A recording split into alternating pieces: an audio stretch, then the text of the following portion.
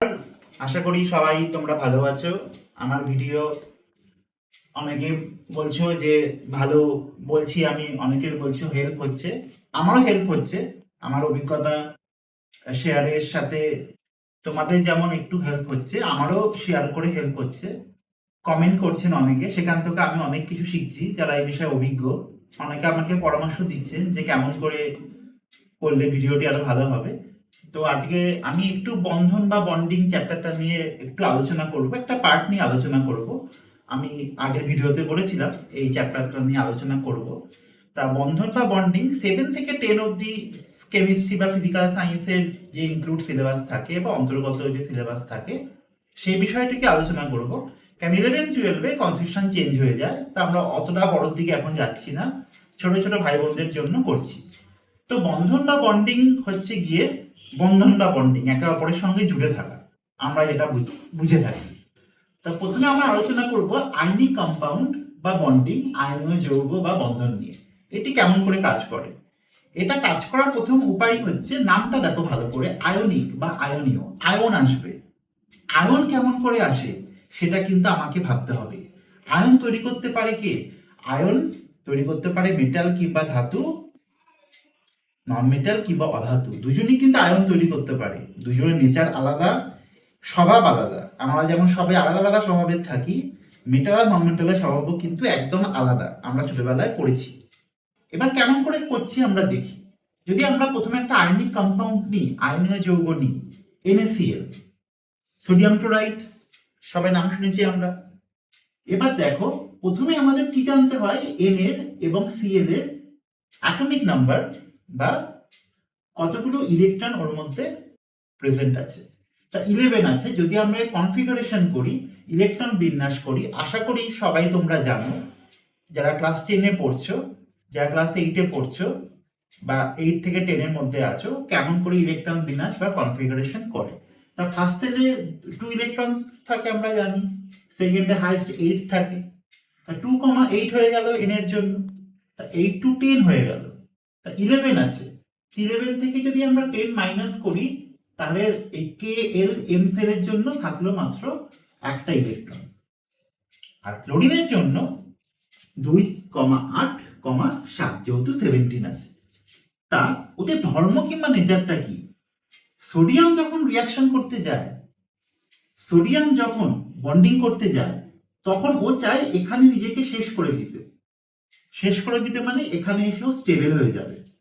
এখানে যদি ওকে স্টেবল হতে হয়, তাহলে ওকে তাড়াতে হবে, ওকে ছাড়তে হবে। তা বাধ্য হয়ে এনে কি করে, এই লাস্টের ইলেকট্রনটা দেয় ছেড়ে। যে ছেড়ে দিল, ওই একটা ইলেকট্রন কমে গেল, একটা ইলেকট্রন ওর লস হয়ে গেল, হয়ে এনে থেকে ও কি হয়ে গেল, এনে প্লাস, পজিটিভ আয়ন, ক্যাটায়ন হয়ে গেল। এইবার ক্লোরিন 2,8,7। এবার ক্লোরিনের জন্য দুটো অপশন আছে, 7 খান ইলেকট্রন লুজ করে ফেলা, অর যে ইলেকট্রনটা সোডিয়াম লুজ করে ফেললো সেটা নিজের কাছে নিয়ে আসা। নিজের কাছে নিয়ে আসলে ক্লোরিনও কত হয়ে যায়, 2,8,8। ওর তো এখানে 2,8 ছিল স্টেবল বা সুস্থির, এই 7টাও হয়ে গেল 8। তার ফলে ও কি হয়ে গেল, Cl থেকে Cl মাইনাস অ্যানায়ন। এই হচ্ছে আয়নিক কম্পাউন্ড বা আয়নীয় যৌগের ফান্ডামেন্টাল, ক্যাটায়ন আর অ্যানায়ন। ক্যাটায়ন আর অ্যানায়ন এই দুজনকে করতে হবে আমাকে সমান বা ইকুয়াল, চার্জে করতে হবে ইকুয়াল। বন্ডিং কেমন করে করছে দেখি। তাহলে দেখো, এনে এটা হচ্ছে আমার এনে, এনে দেখো, এনে লাস্টে যে একটা ইলেকট্রন আছে আউটার অরবিটে, সেটা আমরা এখানে একটা ক্রস চিহ্ন দিয়ে বুঝিয়েছি। আর সিএল এর লাস্টে 7টা ইলেকট্রন আছে, এরকম এরকম স্মল সার্কেল সার্কেল সার্কেল দিয়ে আমরা কি করেছি, বুঝিয়েছি। এবার যদি এরা বন্ডিং করতে আসে, তা বন্ডিং করতে আসলে এনে কি করবে, এখানে আমাদের জানা ভালো, এখানে যদি আমরা লিখে নিই কনফিগারেশনটা, 2,8,1, 2,8,7। এবার যদি এখান থেকে আমরা এনে ইলেকট্রনটা করে দেবে লুজ। লুজ কেমন করে করবে, এইখান থেকে ইলেকট্রনটা যাবে সোডিয়াম থেকে ক্লোরিনের কাছে পালিয়ে গেল, ওর ইলেকট্রন দরকার নেই, ও দিল ছেড়ে। ওর ভীষণভাবে ইলেকট্রন দরকার, ইলেকট্রনটা রিসিভ করে দিল। ওর যে জিনিসটা দরকার ছিল না, ওর সেই জিনিসটা ভীষণভাবে দরকার। দরকারে ও যখন ছেড়ে দিল, ওর জন্য হয়ে গেল ভালো, ও কত হয়ে গেল 2,8, ওর জীবনে ঝামেলা নেই। ক্লোরিন কি হয়ে গেল, ক্লোরিন তো 1 2 3 4 5 6 7 হয়েছিল, ক্লোরিনের জীবনে সমস্যা ছিল, এটা ছিল 7, এটা নিয়ে হয়ে গেল 8। এবার এই দুজন মিলে কি করে ফেললো, NaCl, যেখানে ওর ক্যাটায়ন আর অ্যানায়ন ইকুয়াল হয়ে NaCl তৈরি করে ফেললো। এটা আমাদের জন্য সহজে বোঝা। ও যতগুলো ছাড়বে ততগুলো ও গ্রহণ করবে, ও লুজ করবে, ও রিসিভ করবে। এইবার যেটা আমাদের বোঝার জিনিস,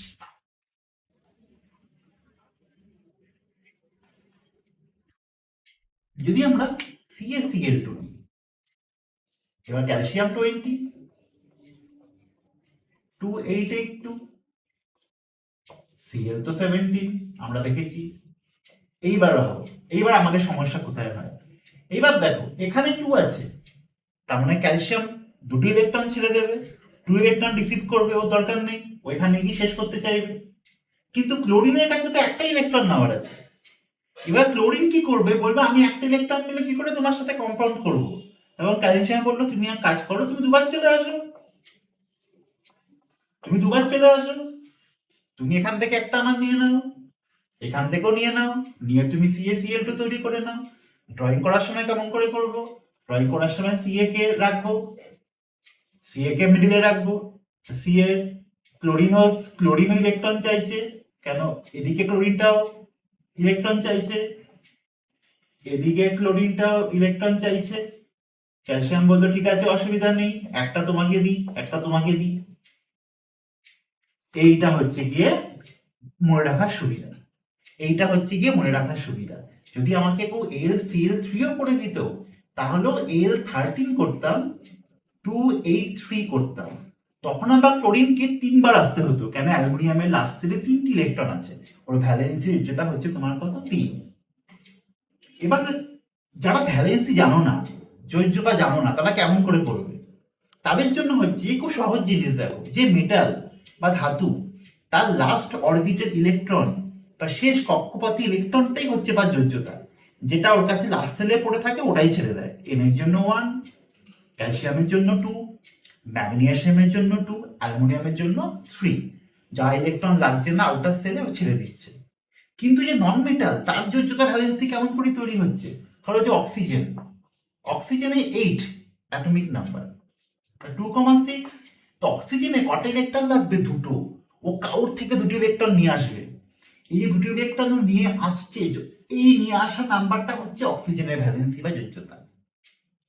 যদি আমরা একটা এক্সাম্পল নিয়ে নিই অক্সিজেনের সাথে, তাহলে আমরা একটু ভালো বুঝতে পারবো।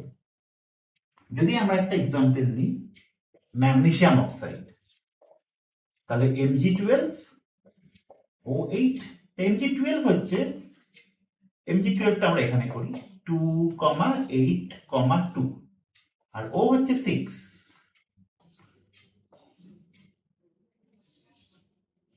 2,6, তা O12 282, O8 2,6।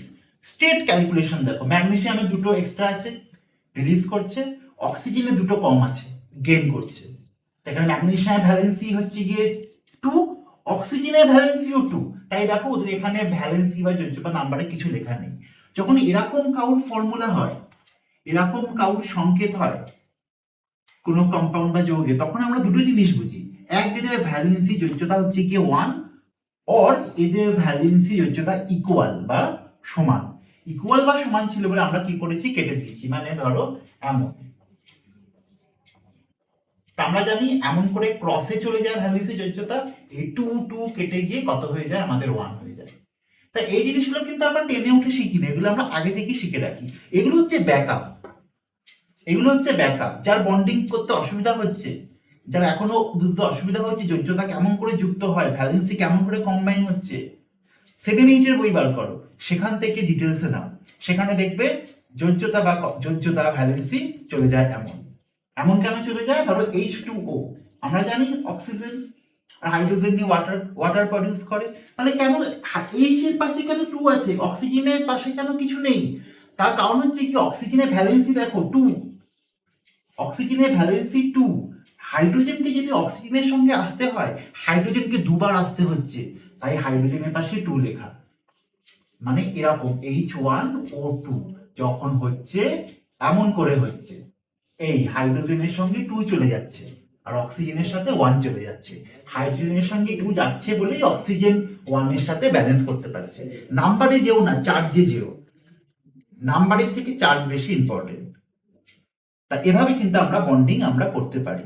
এবার দেখো টিপস কি, আমরা সহজেই কি করে না করে বুঝতে পারি কোনটা আয়নিক বন্ডিং বা কোনটা আয়নীয় যৌগ। যেখানে ধাতু কিংবা মেটাল আছে সেটাই আয়নিক বন্ড, সেটাই আয়নীয় যৌগ। ধাতু কিংবা মেটাল কেমন করে করব, আমাকে জানতে হবে তার পারমাণবিক সংখ্যা কত, অ্যাটমিক নাম্বার কত, তার কনফিগারেশন করব। তার শেষ কক্ষপথে যদি 1 2 3 থাকে সেই মেটাল, ছোট ক্লাসের জন্য কিন্তু বলা হচ্ছে, যদি 1 2 3 থাকে সেই মেটাল, যে মেটাল সেই কি করতে পারে আয়নীয় যৌগ বা আয়নিক কম্পাউন্ড। তার কনফিগারেশন করলেই আমরা পেয়ে যাব। তার সঙ্গে একটি কি থাকবে, অধাতু বা নন মেটাল থাকবে।